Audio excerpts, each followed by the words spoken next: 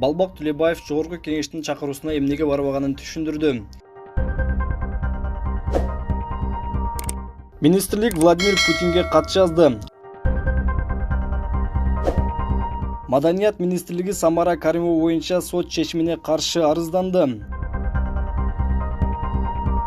Депутат маршрутка жок жумушуна жете албаган жарандарды бекер жеткирүү акциясын баштады. Мэрия жол кирени 15 сомго көтөрүү сунушун өкмөткө жиберебиз.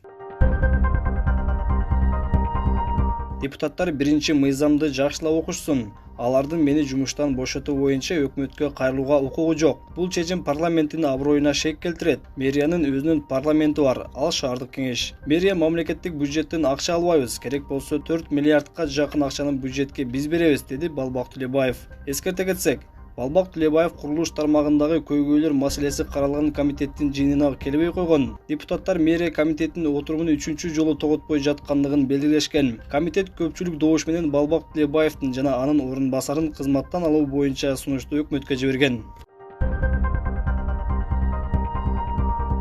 Кыргызстанда Pfizer коронавирус вакцинасын сактоочу атайын муздаткычтар жок. Бул тууралуу Саламаттык сактоо министри Алымкадыр Бейшеналиев биринчи радионун эфиринде билдирди. 3 күн мурун бизге Pfizer вакцинасын 1 миллиард 200 миң дозасын сунушташкан. Бирок аны 70 градуска сактоо керек. Бизде андай муздаткыч жок. Бирөө $4,000 турат. Ошондой эле атайын шприцтер керек. Жалпысынан кыргызстандыктарды эмдөө үчүн $2 миллион ашык каражат керек. Бюджетте андай акча жок. Программадан дагы бир вакцина сурайбыз. Суук изилдейбиз. Ошондой эле Россиянын өкмөтү менен сүйлөшүүлөрдү жүргүзүп жатабыз. Алар бизге алгылыктуу вакцина Спутник В же Виктор беришсин деп Владимир Путинге кат жаздык.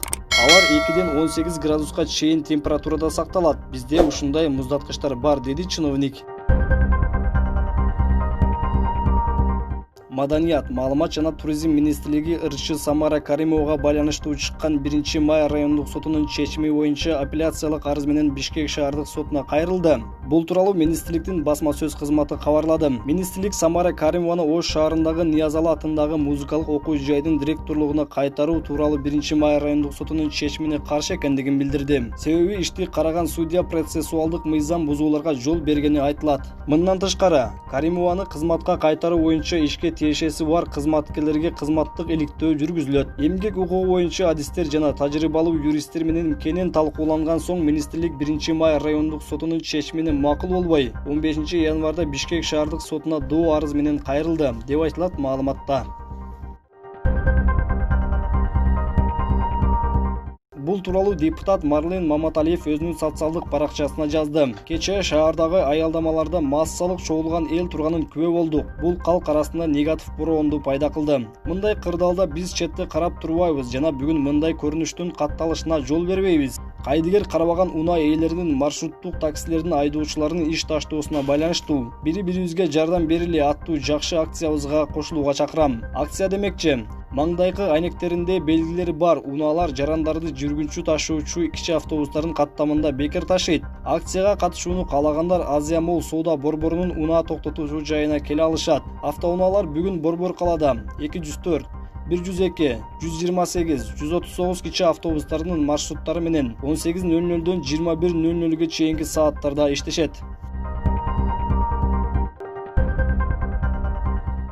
Бишкек мэриясы маршруттук кичи автобустардын айдоочулары менен жолугушуудан кийин жол кирээ акысын 15 сомго көтөрүү туура экендигин билдирди. Бишкек мэринин милдетин аткаруучу Балбак Төлөбаев журналисттердин суроолоруна жооп берип жатып, жол кирээ акысын көтөрүү сунушу экономика министрлигине жиберилерин кабарлады. Айдоочулар мага баарын айтып беришти. Тарифтердин көтөрүлүшүн, инфляцияны, мотору, тетиктери канчага кымбаттаганын айтып беришти.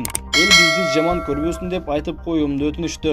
Бул айла жоктун оокаты болуп жатат. Мэрия бул сунушту экономика министрлигине жиберебиз. Алар 1 айлык мөөнөттү анализ кылгандан кийин бул кагазды бизге кайтарып жиберет. Мэрия бул сунушту шаардык кеңештин кароосуна киргизебиз.